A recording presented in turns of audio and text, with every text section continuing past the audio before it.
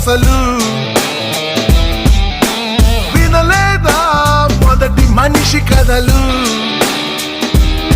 అలా బతికేద్దామో నిండు రేయి పగలు